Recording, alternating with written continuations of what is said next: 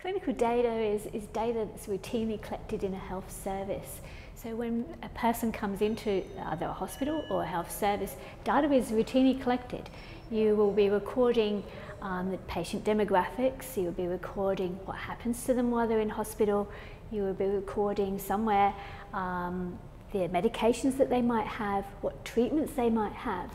So clinical data is something that you do as a clinician all the time, but you probably don't realise that what you're contributing to is clinical data. So in answering a research question, you really need to think about what type of data you're going to collect. The important thing is to have a very clear research question in the first instance. So firstly, you want to consider whether or not it is going to answer your question. There's no use having random information that comes out, and if you're trying to look at, say, pain levels after a particular intervention, and you end up looking at blood pressure outcomes and trying to manage your research project to describe some sort of other random outcome.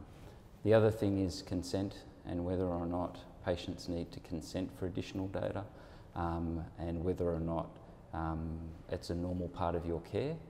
Measuring process is a little different. It leads to assumptions on outcome. So we might measure a part of a care pathway, and we're making an assumption that that is giving us an outcome at the end. Unless you have a very strong level 1 evidence or a very strong evidence base for how that care component leads to an outcome, then you're really only measuring your effectiveness at delivering a certain part of care, and it's very difficult then to generalise or to scale up to something that's going to make a difference. As a clinician, you can use this information to find out about your department, at the hospital level, the health service level. Perhaps you want to find out what trends, what diseases are occurring. Perhaps you've instigated a new treatment. Is it working? So you might want to look at the incidence and then before and after this change, so you can see the patterns that occur.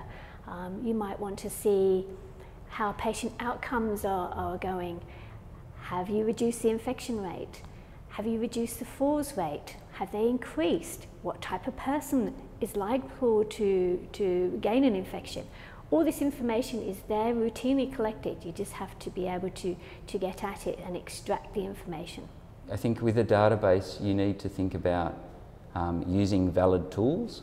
You need to be clear on the collection methods, and you need to make sure that the data you have within any database is useful. I've seen so many people collect so much data and have so many problems. You can end up with swathes of data on thousands of patients that actually, when you go to use it, doesn't provide you with any benefit at all. So I suppose in summary what I'm saying is clinicians should just not collect data for the sake of it.